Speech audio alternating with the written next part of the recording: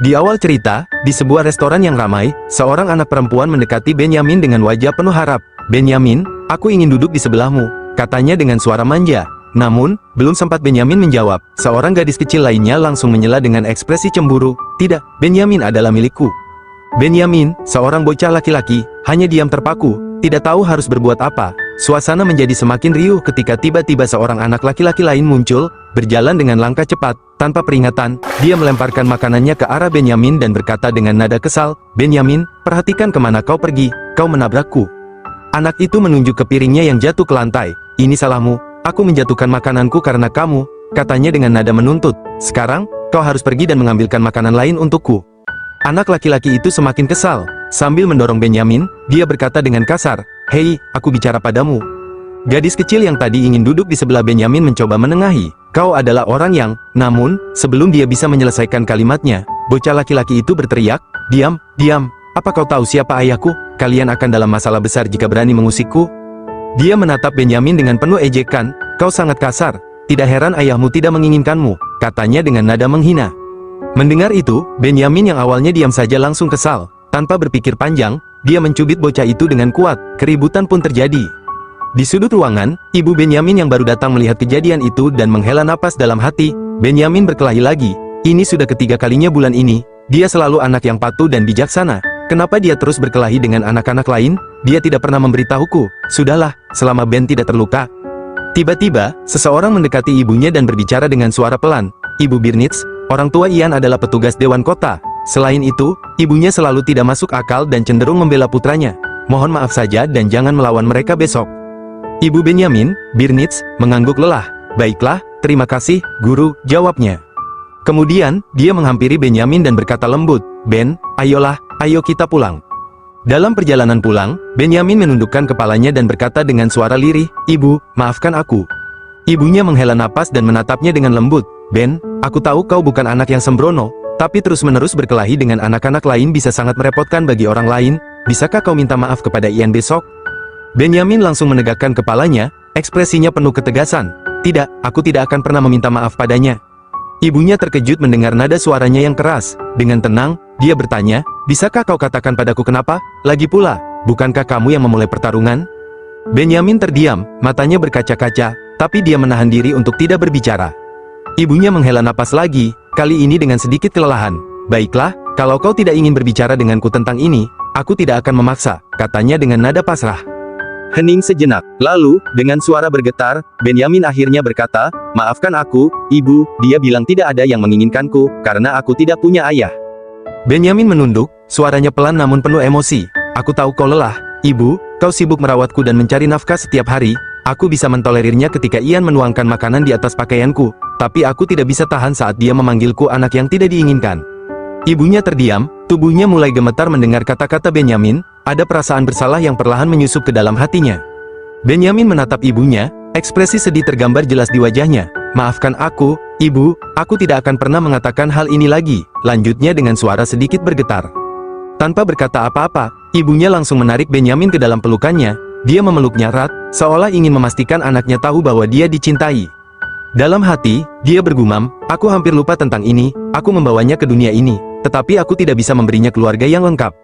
Di sisi lain, di kediaman keluarga Gray, seorang pria bernama Julian yang sedang duduk di sofa, meneliti selembar dokumen di tangannya, hening, hingga tiba-tiba suara tegas memanggilnya. "Julian, kau harus menjadi kepala keluarga dan membawa si kecil kembali ke sini. Kakekmu akan bisa pergi dengan damai jika dia bisa melihat anak itu," kata seorang wanita tua dengan nada mendesak. Julian mengangkat kepalanya, menatap neneknya, lalu mengangguk pelan. "Iya, Nenek," jawabnya dengan suara tenang, tapi pikirannya mulai dipenuhi berbagai pemikiran.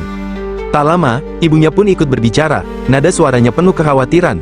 "Bawalah serta ibu anak itu, dia masih kecil, aku khawatir dia tidak akan bisa beradaptasi jika dia tiba-tiba dipisahkan dari ibunya." Julian terdiam sejenak, lalu mengangguk lagi dengan mantap. "Oke, aku akan, jangan khawatir," katanya dengan nada meyakinkan.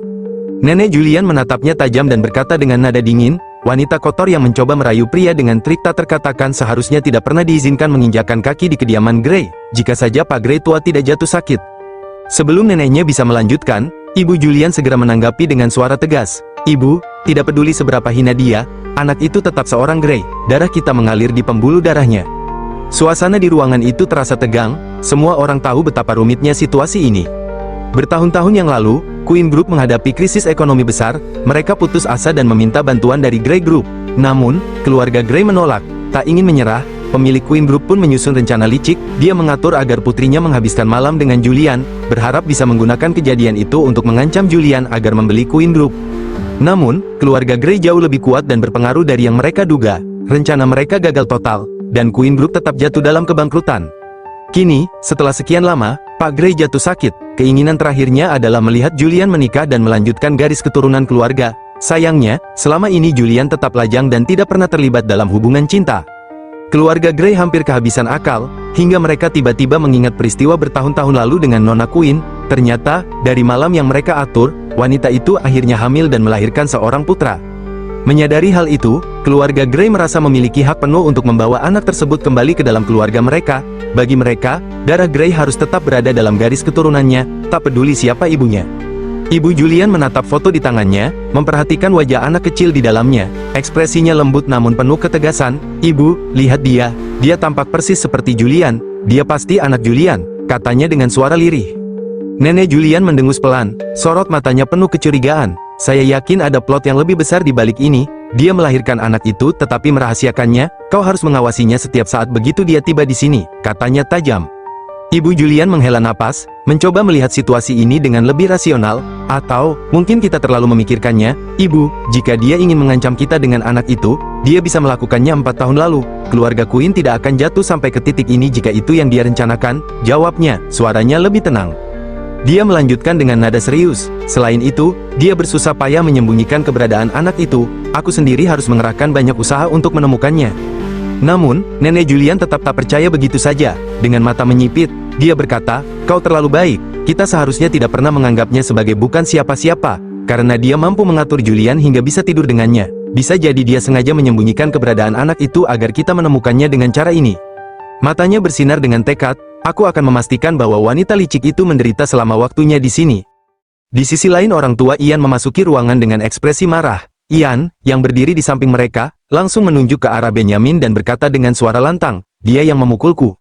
Bernice, ibu Benyamin, segera maju dan berkata dengan tenang, "Aku ibunya Benyamin, dan aku datang ke sini untuk meminta maaf atas apa yang dia lakukan. Aku benar-benar minta maaf. Jika anak Anda mengalami luka apapun, saya bersedia membayar tagihan medisnya dan mengkompensasi kerugian moral yang disebabkan oleh Benyamin."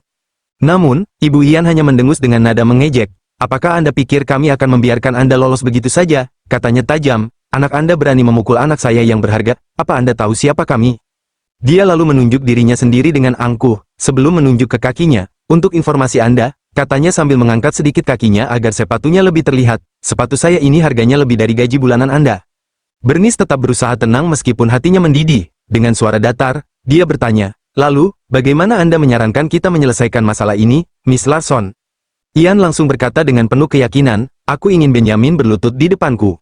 Ibunya Ian pun menambahkan dengan nada dingin, "Anak saya sudah sangat jelas, kami akan memaafkan anakmu jika dia berlutut dan meminta maaf." Namun, Benyamin menegaskan dengan keras, "Tidak mungkin, aku tidak melakukan sesuatu yang salah. Dia yang memulai semuanya dengan mulutnya yang buruk. Aku tidak akan pernah meminta maaf padanya." Ibunya Ian, tetap tenang namun penuh ancaman, berkata, "Tidak apa-apa jika kau tidak ingin meminta maaf. Pemilik perusahaan NN Queen adalah teman suamiku. Menurut kalian, apa yang akan dilakukan atasan Anda jika anak buahnya menolak untuk meminta maaf setelah memukul anak teman baiknya?" Suasana sejenak menjadi hening, semua mata tertuju pada Benyamin yang tiba-tiba berkata dengan suara tegas, "Aku akan minta maaf, maafkan aku." Namun, Ian tidak puas. Dengan nada angkuh dan penuh amarah, ia berteriak, "Turun ke lututmu, ayo, berlutut sekarang." Benyamin menatapnya dengan tatapan penuh keberanian, lalu berkata, "Ibu selalu bilang bahwa seorang pria harus memiliki martabat dan tidak boleh sujud kepada siapapun. Aku bisa meminta maaf padamu, tapi aku tidak akan berlutut di depanmu." Mendengar itu, ibunya Benyamin, Bernice, langsung menarik tangan putranya dan berkata tegas, "Maafkan aku, Nyonya Larson, aku memutuskan untuk melanggar janjiku. Kau dan anakmu tidak pantas menerima permintaan maaf dari kami. Adapun pekerjaanku, aku akan mencari yang baru. Aku percaya bahwa tidak peduli seberapa banyak teman yang dimiliki Tuan Larson, ada tempat untukku dan putraku di negara ini." Saat suasana semakin memanas, tiba-tiba Julian datang dan hanya terdiam, mengamati situasi yang terjadi. Namun, Ibu Ian semakin tersulut emosi. Dengan nada penuh penghinaan, ia berkata, "Kami tidak pantas menerima permintaan maaf dari kalian. apakah kau sadar apa yang baru saja kau katakan? Kau hanya seorang rakyat jelata, seharusnya tahu tempatmu. Ayah Ian pun menimpali dengan nada mengancam, kuharap kau tidak menyesali apa yang baru saja kau katakan. Mulai besok, kau tidak perlu lagi menyekolahkan anakmu di tempat ini, dan tidak perlu lagi pergi bekerja. Mendengar perkataan ayah Ian, Benyamin merasa sedih dan putus asa. Dengan suara pelan dan mata berkaca-kaca, ia berkata, "Ibu, maafkan aku bisa berlutut dan meminta maaf." Namun, ibunya tetap berdiri tegak. Dengan suara lembut tapi penuh ketegasan, ia mengusap kepala putranya dan berkata, "Ben, itu bukan salahmu. Kau tidak perlu meminta maaf lagi. Kau telah melakukan yang terbaik. Saya bangga memiliki anak seperti kamu, seorang pria yang bersemangat dan gigih." Ia menarik napas dalam, lalu menggenggam tangan Benyamin erat dan berkata, "Ayo pergi." Namun, saat mereka berbalik, Ibu Ian tiba-tiba berteriak, "Hentikan!" Tatapan matanya penuh amarah. Dengan angkuh, ia berkata, "Kau tahu apa? Tidak hanya bos kalian yang harus bertindak hormat di depan suamiku, tetapi bahkan wali kota sekalipun." Ia mengangkat tangannya dan melanjutkan dengan suara tajam, "Beraninya kau berbicara seperti itu kepada kami?" Melihat ancaman itu, Benyamin merasa ketakutan. Namun, alih-alih mundur, ia justru menggigit tangan Ibu Ian sebagai bentuk perlawanannya. Ibu Ian tersentak dan menjerit marah, "Kau anak nakal, beraninya kau menggigitku?" Julian, yang sejak tadi hanya memperhatikan, akhirnya angkat bicara dengan suara dingin dan tajam, "Jangan berani-beraninya kau meletakkan jari kotormu pada anak saya." Seketika, suasana pun membeku, semua mata tertuju padanya, terkejut dengan pernyataan tersebut. Ibu Ian, yang masih memegangi tangannya yang digigit, langsung mencibir, "Bagaimana bisa anak lusuh ini menjadi anakmu?" Ian pun menimpali dengan nada mengejek, "Itu benar, Benyamin tidak punya ayah." Namun, sebelum Ian sempat berkata lebih jauh, sebuah tamparan keras mendarat di wajahnya. Ayahnya, dengan wajah memerah karena marah, menatapnya tajam dan berkata, "Beraninya kalian bertingkah begitu lancang di hadapan Tuan Gray." Dia lalu menunduk sedikit ke arah Julian dan berkata dengan nada penuh hormat, "Tuan Gray, maafkan kami karena telah membuat Anda melihat semua ini." Julian menatap tajam ke arah Tuan Larson, lalu dengan suara dingin berkata, "Tuan Larson, Anda sudah berada di posisi tinggi dalam pekerjaan terlalu lama. Saya pikir sudah waktunya bagi Anda untuk beristirahat." Mendengar itu, wajah Larson langsung pucat. Dia tahu kata-kata Julian bukan sekadar ancaman kosong. Dengan tergesa-gesa, dia menoleh ke anaknya dan berkata, "Nak, minta maaf pada Benyamin sekarang." Namun, Ian justru bersikeras, "Tidak, seharusnya dia yang meminta maaf padaku." Ian, yang sudah menerima pukulan dan berada dalam keadaan lemah, akhirnya berkata dengan suara pelan, "Pak, maafkan aku." Sementara itu, Bernice yang berdiri di sisi ruangan hanya bisa bergumam dalam hati, "Itu benar, orang ini bisa melakukan apapun yang dia inginkan di Aldani." Bernice terdiam, pikirannya melayang ke 5 tahun yang lalu. Saat itu, dia berkata, "Tolong maafkan aku." Julia menjawab, "Aku benci dimanipulasi, terutama dengan cara yang memalukan." Dalam hatinya, Bernice bergumam, "Semua orang mengira akulah yang memanipulasi jalanku ke tempat tidurnya demi uang. Namun, tidak ada yang tahu bahwa aku juga korban dalam masalah ini. Aku tidak pernah berharap Julian jatuh cinta padaku atau membantu Queen Group seperti dalam novel fiksi. Aku hanya berpikir dia akan memanfaatkanku setelah malam itu. Tapi, untungnya, dia menutupi semuanya setelah kejadian itu. Kami menjalani kehidupan yang terpisah. Dalam damai selama 5 tahun terakhir, aku tidak pernah mengira akan bertemu dengannya lagi dalam keadaan seperti ini. Dan sekarang, dia baru saja memanggil Benyamin sebagai putranya." Di perjalanan pulang, Benyamin menatap ibunya dengan gembira berkata, "Ibu, apa ibu meminta pria tampan itu untuk membantu kita?" Lalu, dengan senyum gembira, ia melanjutkan, "Sekarang setelah Ian tahu aku punya ayah, dia akan berhenti menggertakku. Ini luar biasa. Ibu, terima kasih sudah meminta pria itu berpura-pura menjadi ayahku." Dalam hati, Bernice bergumam, dia begitu gembira hanya karena seseorang berpura-pura menjadi ayahnya. Sepertinya dia benar-benar menginginkan sosok seorang ayah. Tiba-tiba, suara mesin mobil yang berhenti di depan mereka menarik perhatian Benyamin. Dengan mata berbinar, ia menunjuk ke arah kendaraan mewah itu. "Ibu, lihat, mobil yang luar biasa." Bernice menatap mobil itu dengan ekspresi yang sulit diartikan. Dalam hatinya, ia bergumam, hari ini akhirnya tiba. Ia menarik napas dalam, lalu berjongkok di hadapan Benyamin. "Ben, ibu punya beberapa hal yang harus ditangani. Kenapa kau tidak ke atas dulu? Ibu sudah membelikan sebungkus keripik untukmu. Ada di atas meja makan." Benyamin, yang masih penasaran dengan mobil itu, akhirnya mengangguk, "Baiklah, ibu." Saat Benyamin melangkah pergi, pintu mobil terbuka. Seorang pria berpakaian rapi keluar dan berjalan mendekati Bernice. Dengan sopan, ia memperkenalkan dirinya, "Halo, Nona Queen, saya Samuel Lois, asisten pribadi Tuan Gray." Bernice menegang, ia sudah bisa menebak tujuan pria itu. Samuel melanjutkan dengan nada serius, "Tuan Gray telah mengetahui keberadaan Benyamin, dan dia ingin membawa Benyamin kembali ke keluarga Gray. Dia berharap Nona Queen bisa mengerti." Saat mendengar kata-kata itu, tubuh Bernice terasa lemas, napasnya memburu, dan tanpa sadar, ia tersandung ke belakang, matanya berkaca-kaca. Dalam hatinya, ia merintih, aku salah, aku selalu berpikir bahwa semuanya akan baik-baik saja jika aku melakukan yang terbaik untuk memberi Benyamin semua yang aku bisa. Tapi ternyata itu tidak cukup, jika kejadian seperti ini terulang lagi, aku masih akan berada dalam situasi yang tidak berdaya. Namun berbeda dengan Julian, dia mampu memberi Benyamin kehidupan terbaik. Dia bisa memberinya cinta seorang ayah yang telah dia lewatkan selama 5 tahun terakhir. Air matanya jatuh, dengan suara bergetar, ia akhirnya berkata, aku menerima permintaan itu, tapi dengan satu syarat. Setelah kembali ke dalam mobil, Samuel menatap Julian dengan tenang dan berkata, Tuan Gray, Nona Queen telah setuju untuk membiarkan Tuan Benyamin kembali ke keluarga Gray.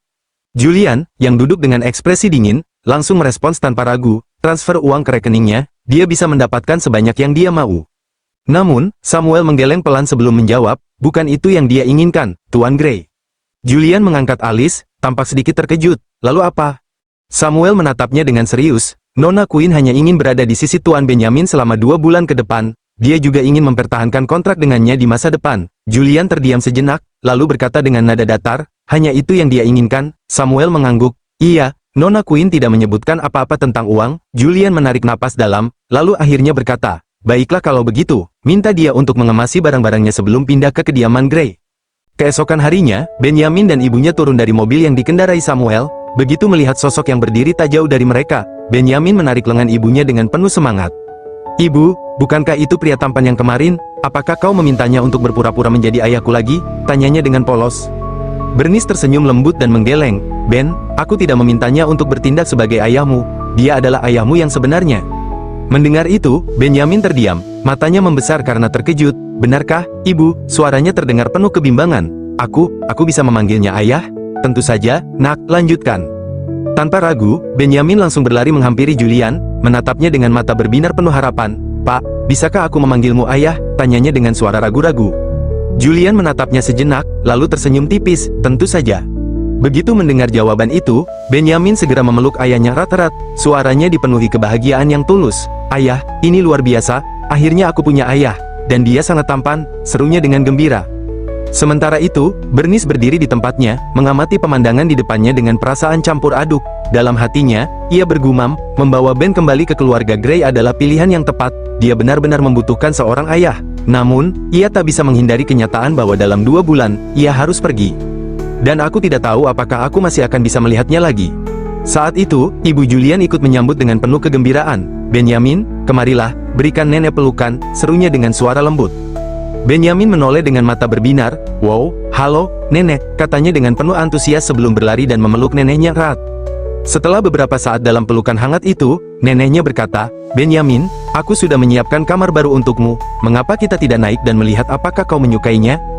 Benyamin menoleh kepada ibunya dengan tatapan penuh harap, Ibu, bolehkah aku ke atas untuk melihatnya?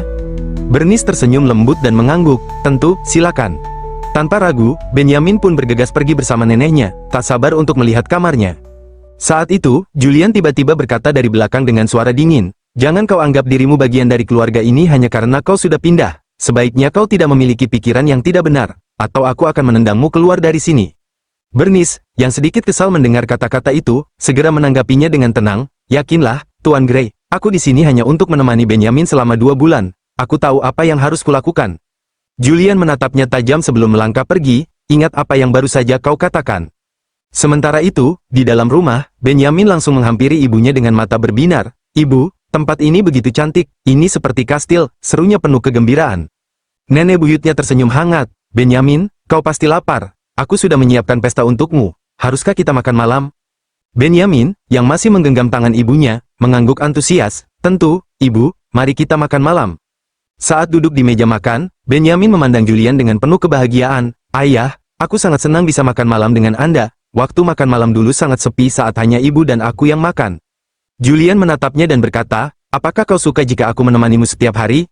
Benyamin menoleh ke ibunya dengan mata berbinar. Tentu, kedengarannya bagus. Nenek buyutnya tersenyum penuh kasih. Benyamin, makanlah sebanyak yang kau mau. Di sisi lain, dalam hati Bernice bergumam, mereka benar-benar mengabaikanku, tapi aku tidak peduli. Aku tidak berencana memiliki hubungan apapun dengan keluarga Gray. Aku tidak pernah pandai menyenangkan mereka yang tidak penting bagiku. Aku di sini hanya untuk menemani Benyamin. Setelah makan malam selesai, nenek buyut Benyamin berkata dengan lembut, "Benyamin, tetaplah di sini dan bermainlah dengan ayahmu, ibumu dan aku harus membicarakan sesuatu yang penting." Benyamin mengangguk patuh, "Baiklah, nenek, berhati-hatilah saat berjalan." Sang nenek hanya tersenyum sebelum berbalik, lalu dengan tatapan dingin, ia berkata kepada Bernice, "Ikuti aku." Mereka berjalan menuju sebuah ruangan yang tenang dan tertutup. Begitu sampai di dalam, nenek Julian mengeluarkan sesuatu dari tasnya, selembar cek. Dengan nada tegas, ia menyerahkannya kepada Bernice. "Ini 6 juta, ambillah uang ini dan tinggalkan keluarga Gray sekarang. Mulai saat ini, kau tidak ada hubungannya dengan kami." Bernice menatap cek itu sejenak sebelum mengangkat wajahnya, matanya penuh kemarahan dan keteguhan. "Nyonya Gray, aku mungkin miskin, tapi aku tidak tertarik dengan uangmu. Saya setuju untuk datang ke sini hanya untuk menemani Benyamin, dan itu satu-satunya alasan saya ada di sini." Nenek Julian menyipitkan matanya penuh kecurigaan. "Bagaimana kau berharap aku mempercayaimu?" Bernice menarik napas dalam-dalam, menahan emosinya. "Meskipun saya tidak bisa membuktikannya kepada Anda sekarang, waktu akan membuktikan segalanya." Nenek Julian mendengus kecil sebelum berbalik dan berjalan keluar dari ruangan. "Baiklah, kami hanya akan menunggu dan melihat." Keesokan paginya, Bernice bangun lebih awal dan langsung menuju dapur. Dengan cekatan, ia mulai memasak sarapan sederhana, telur dadar yang harum memenuhi ruangan. Setelah semuanya siap, ia mengelap tangannya dan berjalan menuju kamar Benyamin. Dengan suara lembut, ia mengetuk pintu dan berkata, "Ben, bangun dan bersinar, waktunya sarapan." Setibanya di meja makan, Benyamin masih terlihat mengantuk. Ia mengusap matanya yang sedikit berat dan berkata, "Ibu, aku masih mengantuk." Di meja makan, neneknya sudah duduk dengan anggun, menyeruput teh hangatnya. Dengan nada lembut namun penuh perhatian, ia bertanya, "Ben, kau tidur nyenyak tadi malam? Apa kau sudah terbiasa dengan kamar barumu?" Benyamin mengangguk kecil, lalu meregangkan tubuhnya sambil tersenyum. "Aku tidur sangat nyenyak, kamarnya sangat nyaman. Aku bahkan tidak ingin bangun dari tempat tidur." "Cepatlah makan, atau kau akan terlambat ke sekolah," ujar ibunya dengan lembut, sambil memberikan sarapan yang dibuatnya. Pelayan menambahkan, Nyonya Gray telah menyiapkan sup sarang burung dan oatmeal untuk Tuan Benyamin. Nenek buyut Benyamin melirik Bernice dengan tatapan tajam, suaranya penuh ketidakpuasan saat berkata, "Bernice Queen, apakah ini yang biasa kau berikan kepada Benyamin setiap hari? Tidakkah kau tahu dia sedang dalam masa pertumbuhan? Lihat betapa kurusnya dia." Bernice terdiam sejenak, namun, sebelum ia sempat menjawab, Benyamin dengan cepat berkata, "Nenek, itu bukan salah ibu. Aku suka roti dan telur goreng, mereka sangat bergizi." Ia kemudian menoleh ke arah ibunya dan tersenyum lebar. "Ibu, Anda membuat sarapan terbaik. Aku tidak ingin oatmeal, aku ingin makan makanan yang biasa kau buat untukku," katanya dengan penuh semangat. Tanpa ragu, Benyamin segera mengambil sepotong roti panggang dan menggigitnya dengan lahap. Senyum kepuasan terpancar di wajahnya saat ia menikmati makanan buatan ibunya. Bernice yang melihat itu merasa lega dan tersenyum kecil. Ia tahu bahwa Benyamin benar-benar menikmati masakannya, dan itu lebih dari cukup baginya. Melihat kegigihan cucunya, nenek buyutnya terdiam sejenak sebelum akhirnya berkata, "Karena Benyamin menyukai apa yang kau buat, mulai besok, kami semua akan memakan hal yang sama. Dan mulai sekarang, kau yang akan menentukan menu sarapan keluarga." Nenek buyut Benyamin melanjutkan dengan nada yang cukup tegas, "Aku tidak ingin makan makanan yang disiapkan olehnya. Saya rasa kita harus menyerahkannya kepada para pelayan." Bernice hanya terdiam mendengar pernyataan itu, meskipun hatinya sedikit tersinggung dengan komentar dari nenek buyut Benyamin, namun, ia tahu bahwa ada yang lebih penting, yaitu kebahagiaan Benyamin.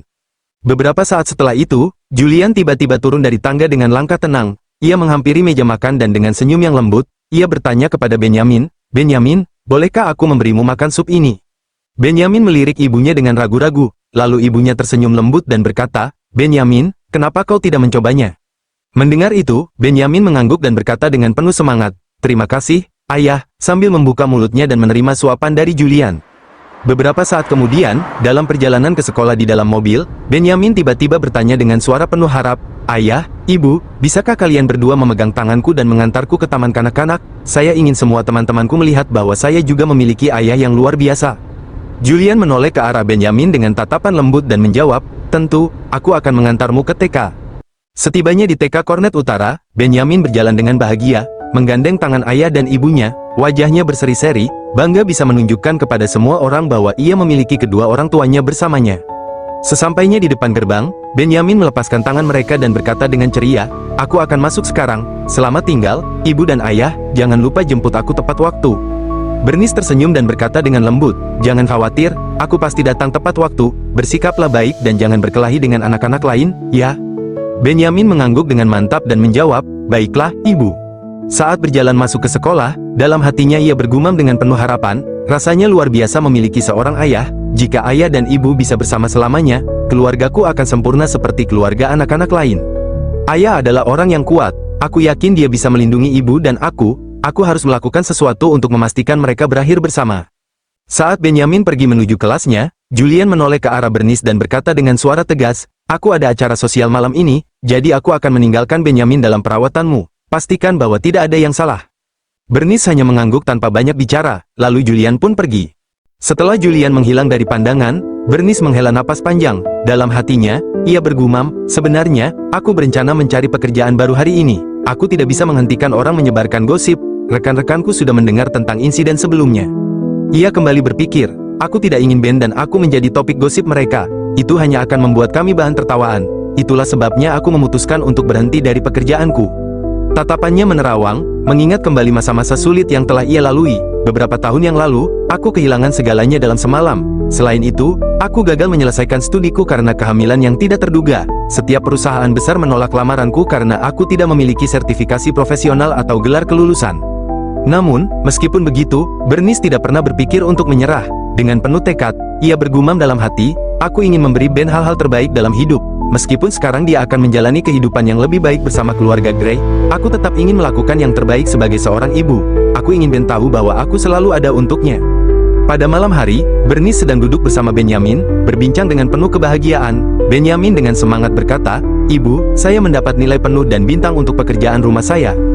Bernice tersenyum bangga mendengar itu. "Kau luar biasa, Ben," jawabnya dengan tulus. Lalu, ia melanjutkan, "Hari ini aku pergi berburu pekerjaan, dan perusahaan desain paling terkenal di daerah ini mempertimbangkan aku sebagai kandidat. Haruskah kita merayakannya dengan ayam goreng setelah aku mendapatkan gaji pertama?" Benyamin tersenyum lebar, "Tentu ibu, kau yang terbaik, kamu pasti akan mendapatkan pekerjaan itu." Tak jauh dari mereka, Julian yang hendak masuk ke ruangan, mendengar percakapan tersebut, ia berhenti sejenak, menghela nafas dalam-dalam dan bergumam, "Perusahaan desain terkenal di industri ini adalah Senus Group. Sepertinya wanita ini mengambil jurusan desain interior. Dia tidak mengambil jalan pintas dariku dan bekerja keras untuk mendukung dirinya sendiri." Julian pun membuka pintu dan masuk. Benyamin dengan senang hati segera berkata, "Ayah, saya mendapat nilai penuh untuk pekerjaan rumah saya." Julian tersenyum ringan dan menjawab, "Itu bagus." Benyamin tak puas hanya dengan itu, ia kemudian berkata dengan penuh semangat, "Ayah, bisakah kau dan ibu memandikanku hari ini? Aku punya 2 senjata air besar, dan mereka sangat menyenangkan." Bernice yang mendengar itu langsung merespon, "Bagaimana kalau aku menemani ibu saja? Ayah sedang sibuk, jangan ganggu dia." Namun, Benyamin bersikeras, "Tidak, aku ingin kalian berdua bersamaku, sementara aku di kamar mandi." Julian yang sudah mulai setuju, mengangguk sambil berkata, "Tentu." Bernice pun akhirnya mengalah, "Baiklah, kalau begitu." Sesampainya di kolam renang kecil, Benyamin dengan penuh semangat melompat ke dalam air dan mulai berenang dengan gembira. Sambil tertawa, ia mengangkat pistol airnya dan menembakkan air ke arah ibunya. "Ben, apa yang kau lakukan?" seru Bernice dengan nada kesal sambil melihat pakaiannya yang basah. "Pakaianku jadi basah, turunkan itu sekarang." Namun, Benyamin hanya tertawa dan terus menyemprotkan air ke arah ibunya. "Ibu, kau tidak menyenangkan," katanya sambil bercanda. "Lihat, ayah ikut bermain." Julian, yang sejak tadi ikut bermain tembak-tembakan dengan Benyamin, tiba-tiba tersandung dan hampir jatuh menimpa Bernice. Refleks, Julian langsung menangkap Bernice sebelum ia jatuh ke dalam air. Sejenak, mereka saling menatap tanpa berkata apapun, hanya suara cipratan air yang terdengar di sekitar mereka. Benyamin, yang melihat kejadian itu, segera bertanya, "Ibu, kau baik-baik saja?" Bernice cepat-cepat menjauh dan menghampiri anaknya. "Aku baik-baik saja, Ben, berhenti bermain-main, ini sudah hampir waktu tidur." Benyamin, meski masih ingin bermain, akhirnya mengangguk dan berkata, "Baiklah." Malam pun semakin larut, dan kehangatan keluarga kecil itu terasa begitu nyata, meskipun banyak hal yang masih menjadi misteri di antara mereka. Setelah menidurkan Benyamin, Bernice perlahan keluar dari kamar anaknya, menutup pintunya dengan hati-hati agar tidak menimbulkan suara. Namun, saat berbalik, ia terkejut mendapati Julian sudah berdiri di luar, menunggunya. Bernice menegang sejenak, lalu dengan cepat berusaha berjalan melewatinya. Namun, tiba-tiba Julian mengangkat tangannya, menempelkan telapak tangannya ke dinding, menghalangi jalannya. Tatapan Julian tajam, seolah mencari sesuatu di mata Bernice. Suasana di antara mereka menjadi hening, hanya terdengar napas mereka yang saling bersahutan. "Apa yang kau lakukan, Julian? Lepaskan aku," ujar Bernice dengan nada tegas, meskipun ada sedikit kegugupan dalam suaranya. Julian tetap diam sejenak sebelum akhirnya bertanya dengan suara rendah, "Kenapa kau membenciku?" Bernice menatapnya balik, matanya dipenuhi dengan campuran emosi yang sulit diartikan. Aku tidak peduli denganmu, jawabnya dingin. Aku tidak akan berada di sini jika aku membencimu. Julian mengerutkan kening, masih menatapnya dalam diam. Namun, Bernice melanjutkan dengan nada yang lebih tajam, jangan khawatir, aku tidak akan memperpanjang, aku akan menghilang setelah 2 bulan.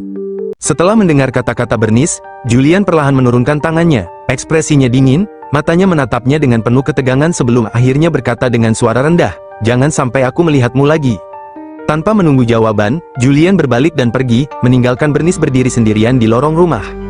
Malam itu, dia mendapat sebuah notifikasi email masuk. Dengan jantung berdebar, ia segera membukanya. Selamat, Nona Queen, perusahaan kami telah memutuskan untuk mempekerjakan Anda. Silakan melapor ke kantor kami sebelum pukul 9 besok pagi. Keesokan paginya, Bernice tiba di kantor dengan perasaan campur aduk, antusias, gugup, dan penuh harapan. Saat dia melangkah masuk, seorang karyawan menghampirinya dengan ramah.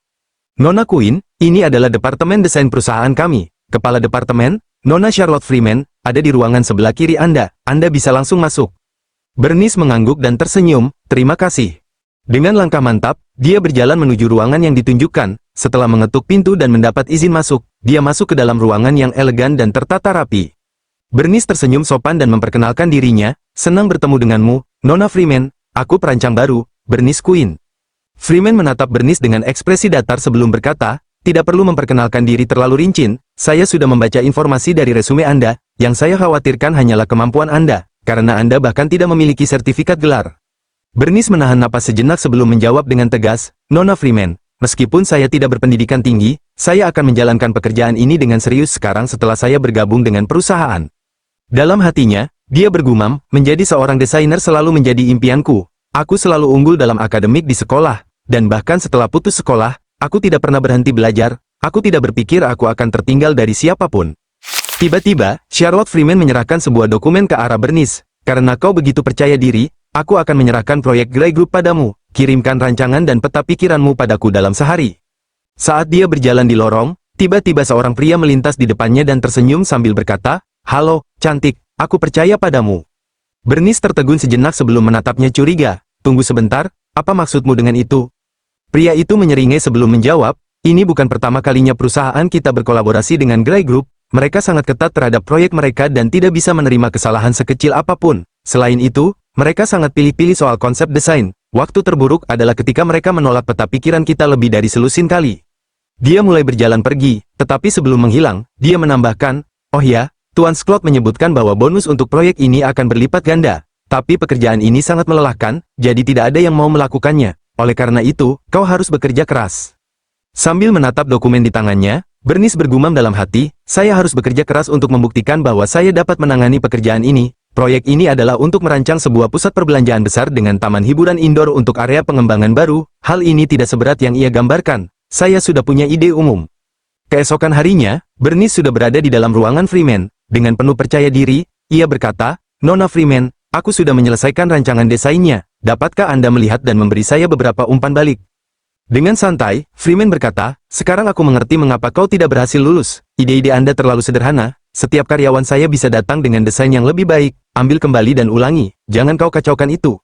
Bernice tetap tenang dan menjawab, Nona Freeman, izinkan saya untuk menjelaskan konsep desain saya. Karena ini adalah area yang baru dikembangkan, desainnya harus sederhana namun tetap unik. Taman kanak-kanak dalam ruangan harus berada di lantai pertama karena beberapa anak mungkin takut naik lift. Selain itu, beberapa orang tua. Namun, sebelum Bernice bisa menyelesaikan kalimatnya, Freeman langsung mengangkat tangannya dan memotongnya. Itu sudah cukup, saya tidak punya waktu untuk ide-ide Anda. Yang saya butuhkan adalah draft desain yang memuaskan. Jika Anda tidak dapat memenuhi persyaratan dalam waktu 3 hari, Anda harus mentransfer ke departemen lain. Kita tidak butuh pemalas di sini. Bernice menatapnya tajam dan berkata, jika Anda memperlakukan saya dengan sikap seperti itu, saya tidak berpikir saya dapat menyampaikan rancangan desain yang Anda minta bahkan jika saya diberi waktu 1 bulan. Freeman langsung menepuk meja dengan keras, wajahnya penuh amarah, apa maksudmu dengan itu? Apakah saya tidak diizinkan untuk mengatakan apapun bahkan ketika desain Anda tidak memenuhi persyaratan kami? Tiba-tiba, suasana berubah ketika pintu terbuka dan Julian masuk ke ruangan. Seketika, ekspresi Freeman berubah drastis, dengan senyum penuh hormat, ia berkata, ah, Tuan Gray. Bernice segera mengambil dokumennya dan menyerahkannya kepada Julian. Tuan Gray, kau tiba tepat waktu, ini rancangan desainku untuk pusat perbelanjaan. Freeman dan aku punya pendapat yang berbeda. Bisakah kau membantu kami mengambil keputusan? Julian menatap dokumen itu dengan seksama, Bernice menatapnya dengan gugup. menunggu reaksinya. Setelah beberapa saat, Julian berkata dengan tenang, proposal ini secara keseluruhan cukup kreatif, kita bisa bahas detailnya nanti. Julian menoleh ke samping dan berkata kepada temannya, Tuan Slot, maukah kau membiarkan kami menggunakan salah satu ruang konferensimu? Slot mengangguk santai, tentu saja. Julian kemudian menatap semua orang di ruangan dan berkata dengan nada tegas, hal terpenting dalam sebuah tim adalah kerjasama. Kemampuan individu akan mengikuti, Anda harus mencoba belajar dari kreativitas dan kekuatan orang lain untuk mengamankan posisi Anda. Freeman langsung berdiri dan menundukkan kepala, ya, Tuan Gray, saya akan belajar dari orang lain. Sebelum pergi, Julian menatap Bernice dan berkata, siapkan materi Anda dan pergilah ke ruang konferensi di lantai 2 dalam 30 menit. Bernice mengangguk, ya, Tuan Gray. Saat mereka berjalan keluar dari ruangan, Slot menoleh ke Julian dengan senyum penuh arti. Kau menarik string untuk mendapatkan pekerjaan di sini dan bahkan membela dia saat sedang diganggu. Apakah kau tertarik padanya? Julian berhenti sejenak, lalu menjawab dengan nada dingin, dia ibu kandung anakku, berikan saja proposal itu segera dan jangan buang waktumu untuk hal-hal sepele seperti ini. Beberapa saat kemudian, setelah menyelesaikan presentasinya, Bernice menutup dokumennya dengan penuh keyakinan. Julian yang duduk di hadapannya mengangguk sambil berkata, kerja bagus, ini akan membantu memfasilitasi umpan balik dan komunikasi yang tepat waktu antara kedua belah pihak. Bernice tersenyum lega dan berkata, terima kasih, Tuan Gray. Aku akan melakukan yang terbaik. Julian berdiri dan merapikan jasnya sebelum berkata, silakan menuju ke Gray Group besok, aku akan menyiapkan kantor untukmu. Setelah melihat jam di pergelangan tangannya, ia melanjutkan, waktunya pulang kerja, ayo pulang dengan saya. Bernice sedikit terkejut dengan ajakan itu, tapi akhirnya mengangguk pelan dan berkata, baiklah. Begitu Bernice tiba di rumah, Benjamin langsung berlari menghampirinya dengan wajah penuh antusias. Ibu, kenapa ibu begitu lama? Aku sudah menunggu lama, katanya dengan nada manja. Bernice tersenyum lembut dan menjawab, ibu bekerja lembur, sayang. Nenek Gray menoleh ke gadis di sampingnya dan bertanya, Fonny, ini ibu Benjamin. Dia di sini untuk menemani Benjamin. Fonny pun mengangguk dan melihat ke arah Bernice sebelum berkata, Nenek, mari kita makan malam, makanannya mulai dingin. Nenek Gray mengangguk setuju. Baiklah, sementara itu, Benjamin menatap ibunya dengan antusias, lalu berkata, Ibu, kau pasti lapar. Ayo kita makan malam. Bernice menatap anaknya dan tersenyum lembut. Oke. Saat makan malam berlangsung, Bernice bergumam dalam hati, benar saja, mereka mengabaikanku lagi, namun, saya masih berhasil belajar sesuatu tentang orang asing ini. Namanya Fonny Anderson, cucu dari teman lama Nenek Gray. Dia seorang pembicara yang halus dan tahu bagaimana menyanjung orang. Sepanjang malam, Nenek Gray tampak menikmati kebersamaannya dengan Fonny. Bernice melanjutkan gumamannya dalam hati. Dia juga seorang selebriti terkenal dengan reputasi yang cukup baik.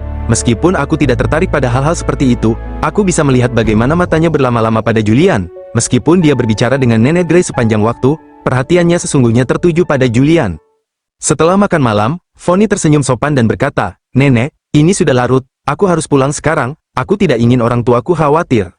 Nenek Gray menatapnya dengan penuh kasih. Kau memang selalu perhatian, aku tidak akan menahanmu, tapi tolong datang lebih sering. Kemudian, dia menoleh ke Julian.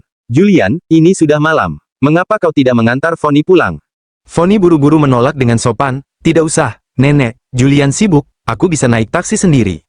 Namun, Nenek Gray bersikeras. Aku tetap bersikeras. Sudah larut, dan kau seorang selebriti. Kau harus lebih berhati-hati. Julian akhirnya mengangguk. Ayo pergi. Fonny tersenyum dan berkata, oke. Di dalam mobil, suasana terasa hening sejenak sebelum Fonny berbicara. Julian, kau masih ingat aku? Kita tumbuh bersama. Dulu, saat aku masih kecil, anak-anak lain sering menggodaku, dan kau selalu melangkah maju untuk melindungiku. Julian menjawab dengan nada acuh tak acuh, iya. Fonny dalam hati bergumam, dia tampak tidak tertarik dengan topik ini. Haruskah aku membicarakan hal lain? Setelah berpikir sejenak, dia mencoba mengalihkan pembicaraan. Julian, aku sangat menyukai Benjamin, dia sangat menggemaskan. Dia juga tampak seperti kamu. Julian kembali menjawab dengan datar, iya. Lalu, tanpa basa-basi, dia melanjutkan, saya percaya rumah Anda di Sanum Thread, kita sudah sampai di Wisa turun sekarang. Fonny, yang bersiap turun, membuka sabuk pengamannya dan berkata, Julian, terima kasih sudah mengantarku pulang. Beritahu aku saat kau sampai di rumah, ini kartu namaku. Julian mengambil kartu itu tanpa banyak reaksi dan hanya menjawab singkat, oke. Di ruang tamu, Bernice duduk sendiri, pikirannya kacau, Julian tidak lagi ada hubungannya denganku, gumamnya dalam hati. Namun, mengapa aku merasa begitu gelisah ketika aku melihat dia pergi dengan Fonny? Tiba-tiba, pintu terbuka dan Julian masuk. Bernice langsung terbangun dari lamunannya, Tuan Gray, kau sudah pulang? Iya, jawab Julian, sambil menatapnya dengan terkejut. Lalu dia melangkah lebih dekat, melihat Bernice dengan tatapan tajam, apa yang kau lakukan di sini, menungguku? Bernice terkejut dan mundur sedikit, mencoba menyusun kata-kata. Iya, tidak, aku hanya keluar untuk mengambil air. Aku akan kembali ke kamarku, ujarnya cepat, berusaha menghindar dari situasi yang canggung. Lalu Bernice berkata, kau harus istirahat lebih awal malam ini. Julian tersenyum kecil, iya, dalam hatinya, Julian bergumam, menatap punggung Bernice yang menjauh, ternyata menyenangkan memiliki seseorang yang menungguku di rumah. Tiba-tiba, dia menggeleng, mengapa aku berpikir tentang ini? Beberapa saat kemudian, Julian yang berada di ruang belajarnya menatap dokumen di tangannya sambil bergumam, aku belum lupa bagaimana keluarga Queen mencoba memanfaatkan Bernice untuk menjebakku demi keuntungan mereka sendiri. Namun, wanita itu malah menyembunyikan kehamilannya dariku dan bahkan berencana membesarkan Benyamin sendiri. Biasanya, aku akan membalas dendam padanya. Selain mengambil Benyamin darinya, aku juga akan memberinya pelajaran yang setimpal. Julian menyandarkan tubuhnya ke kursi sambil bergumam. Namun, Cabello meminta Bernice untuk datang ke sini, aku perlu bicara dengannya. Tak lama, Bernice tiba dan berkata, Tuan Gray, ada apa? Julian menatapnya dan berkata, aku ingin kau menandatangani perjanjian kerahasiaan. Bernice mengernyit, perjanjian non-pengungkapan? Julian mengangguk, aku berjanji membiarkanmu tinggal bersama Benyamin selama 2 bulan, tapi dalam waktu itu, kau tidak boleh membiarkan siapapun tahu hubungan kita. Bernice melihat dokumen itu dan berkata, aku mengerti, kau tidak perlu khawatir. Julian menatapnya tajam, aku percaya pada perjanjian tertulis, bukan janji lisan. Bernice menarik napas pelan lalu berkata, Tuan Gray, aku sudah melakukan apa yang kau minta, aku harus kembali ke Benyamin. Sambil berkata begitu, ia menandatangani dokumen itu. Namun, sebelum ia pergi, Julian berkata, tunggu sebentar, aku ingin memastikan Benyamin tumbuh di lingkungan yang sehat, kau tidak diizinkan menjalin hubungan dekat dengan pria lain atau berbicara buruk tentangku di hadapan Benyamin. Bernice menghela napas, oke, dalam hati bergumam, mengapa dia terdengar begitu kekanak-kanakan? Tanpa berkata apa-apa lagi, ia pun pergi dan menutup pintu di belakangnya. Dalam hati, Julian bergumam, apakah dia hanya berjalan pergi begitu saja? Kenapa Benyamin satu-satunya yang penting bagi wanita bodoh ini? Bukankah aku yang lebih menderita 5 tahun lalu? Mengapa dia tidak pernah memikirkan apa yang terjadi padaku saat itu? Sementara itu, di kamar tidur, Benyamin bertanya, Ibu, kemana kau pergi? Kau tidak ada di sini tadi. Bernice tersenyum dan bertanya, Ben, kau menyukai ayah? Benyamin mengangguk, iya, ayah selalu baik padaku. Bernice menatap putranya dengan lembut, beri dia banyak cinta, oke? Benyamin tersenyum cerah, oke, aku juga akan mencintai ibu banyak. Bernice mengusap kepalanya dengan penuh kasih, anak baik, selamat malam, Ben. Selamat malam, ibu, jawab Benyamin sebelum terlelap. Beberapa saat kemudian, Julian masuk ke ruangan itu, ia berjalan mendekat dan menatap Bernice yang tertidur, lalu dengan lembut menarik selimutnya, ia bergumam pelan, wanita bodoh ini bahkan tidak bisa mengurus dirinya sendiri. Tiba-tiba, Bernice yang tertidur mulai mengigau, Timothy, jangan tinggalkan aku. Julian menegang sejenak, lalu dalam hati bergumam, meskipun aku tidak menyukainya, itu bukan berarti dia diizinkan jatuh cinta pada pria lain setelah memiliki anakku. Tatapannya menjadi lebih dingin saat ia berkata dengan suara pelan namun tajam, Bernice Queen, kita baru saja menandatangani perjanjian. Aku harap kau tidak akan melanggar janji-janji yang sudah kau buat. Keesokan paginya, di meja makan, Benyamin dengan wajah polosnya menyuapkan sepotong roti ke arah ibunya. Ibu, makanlah, ambil 1 gigitan, ya, katanya dengan penuh semangat. Bernice tersenyum lembut dan menerima suapan itu, oke, sayang, ujarnya sambil mengusap kepala Benyamin dengan penuh kasih sayang.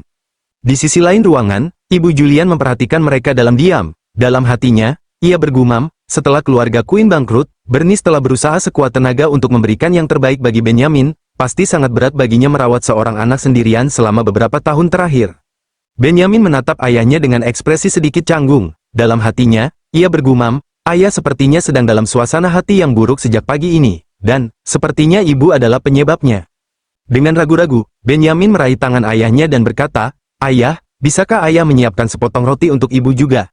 Sebelum Julian sempat merespons, Bernice langsung menyela, Ben, kau tidak seharusnya menyusahkan ayah untuk hal seperti itu. Tapi, Benyamin mencoba membantah, namun sebelum ia sempat melanjutkan, Julian tiba-tiba berkata, tentu. Bernice terdiam, dalam hati ia bergumam, apa, dia benar-benar setuju, apa yang harus kukatakan sekarang? Julian lalu mengambil sepotong roti dan meletakkannya di piring Benyamin, cepatlah makan, setelah ini, kita akan mengantar Benyamin lebih dulu, lalu menuju kantor bersama, katanya dengan nada tegas. Bernice segera menolak, tidak perlu, aku bisa naik taksi sendiri. Julian menatapnya sekilas dan menjawab, di sini sulit mendapatkan taksi.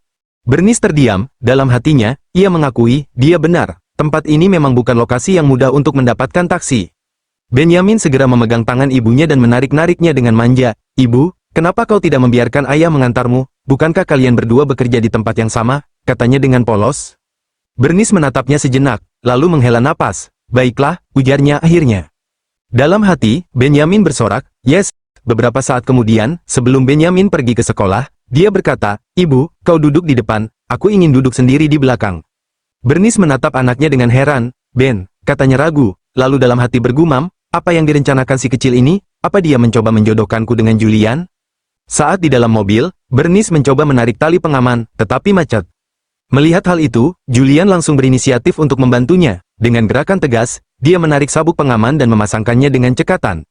Bernice, yang merasa canggung dengan kedekatan mereka, langsung berkata dengan kaku, Tuan Gray, aku bisa melakukannya sendiri.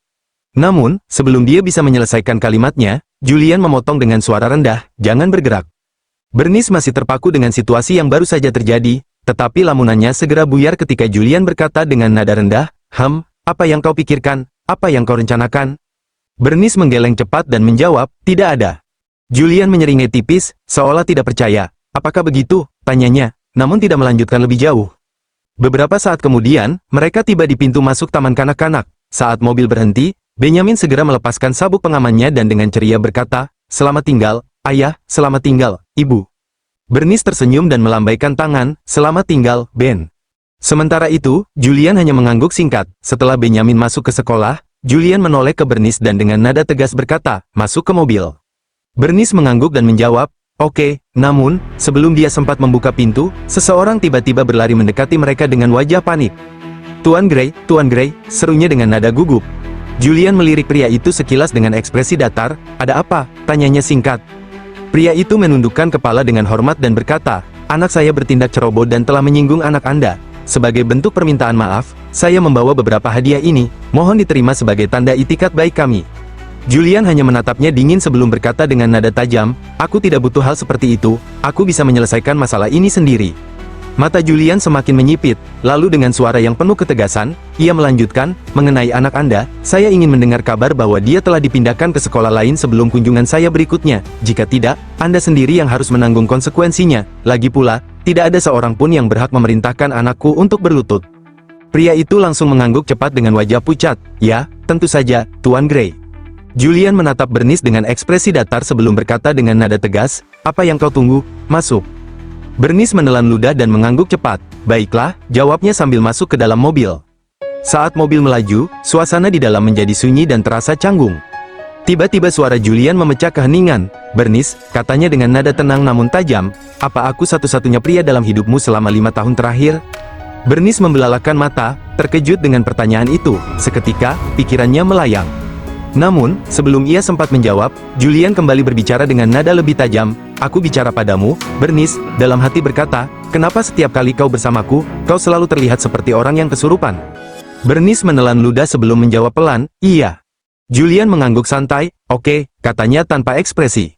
Namun, dalam hati, Bernice mulai memikirkan sesuatu, tunggu sebentar, kenapa dia menanyakan pertanyaan seperti itu, apa dia sedang bergosip? Tidak, itu tidak mungkin. Dia mencoba meyakinkan dirinya sendiri. Mungkin ini hal biasa, orang lain pun bisa saja penasaran tentang kehidupanku. Tapi kemudian, pikirannya kembali berputar. Tapi Julian, dia pengecualian. Setelah mobil berhenti, Julian langsung berkata, turun. Bernice menatapnya heran. Kenapa kau tidak pergi ke kantor dulu saja? Aku akan naik dalam 15 menit lagi. Tanpa berkata apa-apa, Julian tiba-tiba menutup pintu mobil dengan keras. Suaranya menggema di sekitar mereka. Bernice mendesah dalam hati. Kenapa dia begitu kasar pada mobilnya sendiri? Hanya karena dia kaya? Beberapa saat kemudian, saat Bernice sedang duduk di kantornya, ia bergumam, orang yang bertanggung jawab di Grey Group belum datang. Ia menghela napas dan berkata lagi dalam hati, aku akan memeriksa draft desainku saja dulu. Tiba-tiba, ada ketukan di pintu, Bernice mendongak dan berkata, masuk. Seorang pria melangkah masuk dengan senyum ramah, senang bertemu denganmu, aku Fernando Jolin, aku yang bertanggung jawab atas proyek ini dari Grey Group.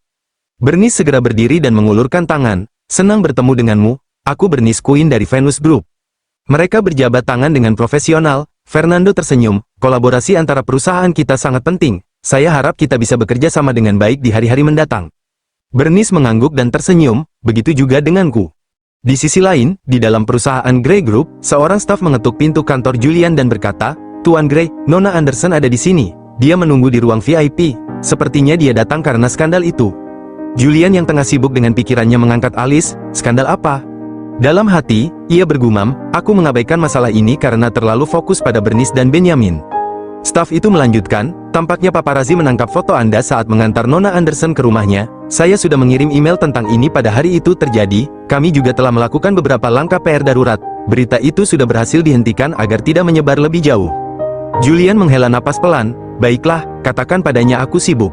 Staf itu mengangguk. Baik, Tuan Gray. Sementara itu, Fonny yang duduk menunggu di ruang VIP bergumam dengan frustrasi, aku sudah menunggu selama 2 jam, dan tubuhku semakin kedinginan. Ia tampak tidak sabar.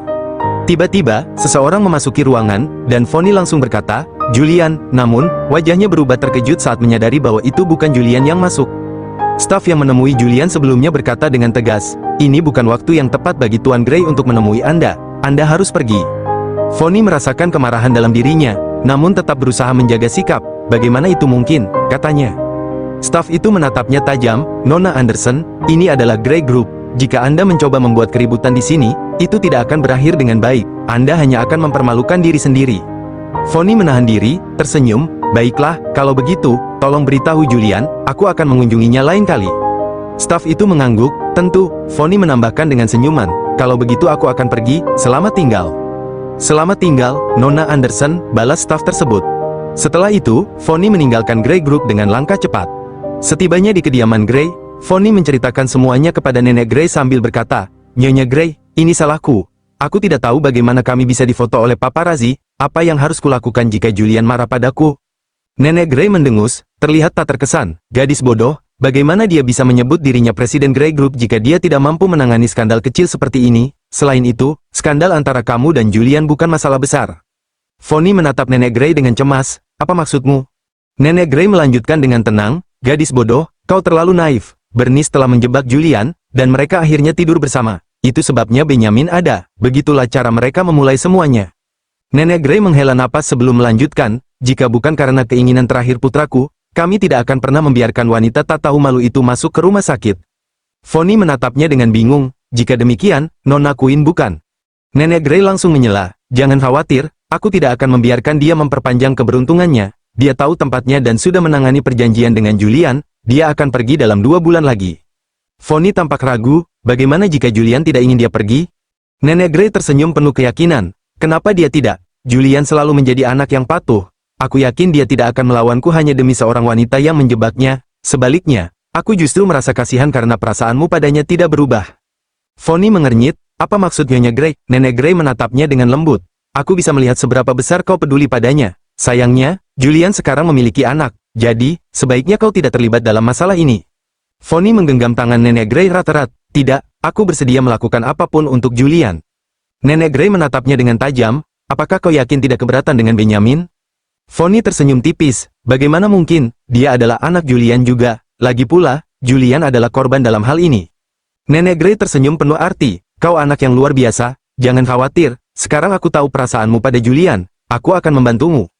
Fonny menatapnya dengan penuh harap. Terima kasih, Nyonya Gray.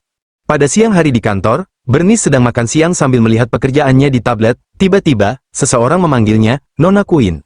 Bernice menoleh dan melihat Fernando yang mendekat, bekerja begitu keras saat makan siang, katanya dengan nada kagum. Bernice tersenyum tipis, taruhan Anda selama diskusi pagi ini menginspirasi saya lebih banyak, saya ingin memperbarui proposal sesegera mungkin. Fernando mengangguk, saya juga kagum dengan proposal Anda, terutama draft desainnya, desain Anda berani dan inovatif, tetapi tetap memiliki kedalaman dan kelayakan. Saya yakin Anda akan menghasilkan proposal yang memuaskan. Namun, tidak ada gunanya mengorbankan kesehatan kita. Dia menatap Bernice dengan serius sebelum melanjutkan, apakah Anda tahu bahwa Tuan Gray berakhir di rumah sakit tahun lalu? Dia sering melewatkan makan dan akhirnya mengalami gastrohagia selama pertemuan tahunan. Fernando menghela napas, melihat betapa kerasnya Anda bekerja sekarang, saya khawatir Anda mungkin mengalami hal yang sama seperti Tuan Gray. Bernice tersenyum kecil dan berkata, aku akan mengawasi kesehatanku, terima kasih atas perhatianmu. Sore itu, Bernice tersenyum pahit sambil menatap layar ponselnya. Dalam hati, ia bergumam, apa yang harus kulakukan? Jika naik taksi ke Villa Julian, biayanya akan mencapai beberapa ratus ribu. Dia menelan ludah saat melihat saldo di ponselnya yang hanya tersisa 3.200. Julian tidak pernah mengatakan apakah dia akan mengantarnya pulang setelah bekerja. Bernice menghela napas, lalu menggelengkan kepalanya. Tidak, Bernice, kau harus memiliki integritas. Ini hanya masalah beberapa ratus ribu untuk taksi. aku tidak bisa menyerah begitu saja hanya karena itu. Dengan tekad itu, Bernice pun berjalan ke basement gedung perkantoran. Ia duduk jongkok di samping mobil Julian, memeluk lututnya sambil bergumam. Aku tidak tahu jam berapa Julian pulang. Dia biasanya pulang larut malam. Apakah dia benar-benar sibuk? Pikirannya melayang pada percakapan dengan Fernando sore tadi. Julian pernah sakit karena melewatkan makan. Apakah dia sudah makan malam dengan benar hari ini? Sementara itu, di kantor Julian, seorang staf mendekatinya dengan ragu-ragu. Tuan Gray, ini sudah larut. Anda sebaiknya pulang dan beristirahat. Julian menghela napas, matanya masih fokus pada tumpukan dokumen di mejanya. Aku baik-baik saja, aku masih punya pekerjaan yang harus diselesaikan. Namun, sebelum dia bisa menyelesaikan kalimatnya, pikirannya tiba-tiba melayang pada Bernice. Sebuah bayangan muncul di benaknya, apakah Bernice sedang menunggunya di rumah? Beberapa saat kemudian, Julian mengerutkan kening, apa yang kau lakukan di sini? Bernice mengusap matanya yang masih mengantuk lalu berusaha duduk tegak. Aku sedang menunggumu, jawabnya pelan. Julian mengerutkan kening, kenapa kau tidak naik taksi dan pulang duluan? Kenapa kau tidak meneleponku? Bernice menelan ludah, sedikit ragu sebelum menjawab, aku tidak punya nomor teleponmu. Jawabannya membuat Julian terdiam sejenak, wajahnya tetap dingin, tetapi ada secerca sesuatu dalam tatapannya yang sulit diartikan. Akhirnya, dengan nada kesal, ia berkata, masuk. Bernice tidak membantah, ia segera masuk ke dalam mobil, merasa sedikit canggung dengan situasi ini. Saat mobil mulai melaju, suasana di dalam terasa hening, Julian tetap fokus pada jalan, tetapi tiba-tiba ia membuka suara, Bernice, apakah kau benar-benar menunggu di samping mobilku hanya karena kau tidak mampu membayar ongkos taksi? Aku, katanya, tetapi sebelum ia sempat menyelesaikan kalimatnya, mobil tiba-tiba direm mendadak, membuat tubuhnya terdorong ke depan. Apa yang kau lakukan? Serunya dengan panik, menoleh ke arah Julian. Julian tetap memegang kemudi, tetapi ekspresinya tajam, jika kau sangat membutuhkan uang, kenapa kau tidak menerima uang yang kuberikan kepadamu? Katanya dingin, 5 tahun lalu, bukankah kau menukar tubuhmu dengan uang demi menyelamatkan keluargamu? Aku hanya tidak memberikannya saat itu. Mata Bernice membulat, napasnya tercekat, kemarahannya mulai membara di dalam dada. Julian Gray, kau keterlaluan, katanya dengan suara bergetar. Julian menoleh padanya dengan senyum sinis, apakah aku keterlaluan? Tanyanya, suaranya penuh sindiran. Bernice Queen, setidaknya aku tidak melakukan sesuatu yang lebih rendah, seperti naik ke tempat tidur pria lain. Beberapa saat sebelumnya, saat Julian berada di kantor, dia berkata kepada stafnya, aku serahkan sisanya padamu, aku pulang sekarang. Staf itu mengangguk, tentu saja, Tuan Gray, meskipun dalam hatinya dia bergumam, sepertinya ini pertama kalinya dia menerima saranku tanpa ragu-ragu. Jam di ponselnya menunjukkan pukul 7.58 malam, Bernice sudah pulang, pikirnya, aku rasa dia tidak menungguku sekarang, meskipun dia bodoh, dan dia tidak SMS aku tentang ini. Saat Julian tiba di parkiran, dia menyalakan mobilnya, siap untuk pulang. Tiba-tiba, matanya tertumbuk pada sosok Bernice yang tampak terkejut berdiri di samping mobilnya.